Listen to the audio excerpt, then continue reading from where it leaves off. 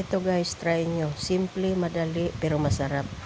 1 cup flour, 1 teaspoon baking powder, half teaspoon baking soda, 1/8 teaspoon iodized salt.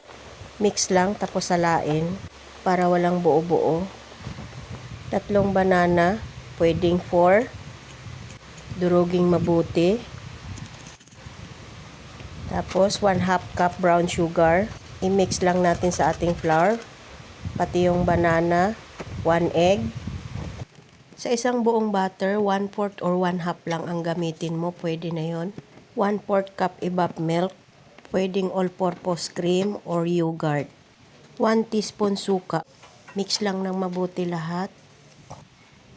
Tapos lagay na natin sa ating lanera, pahira ng butter para hindi dumikit. Kung may mga nuts kayo, pwede niyong haluan guys para mas masarap siya. O, bake na natin ang ating banana bread. 30 to 35 minutes natin siya i-bake. Ayan siya guys, maganda na. Tusukin lang natin ang tinidor para malaman kung luto na ba talaga siya. Ayan guys, luto ng ating banana bread.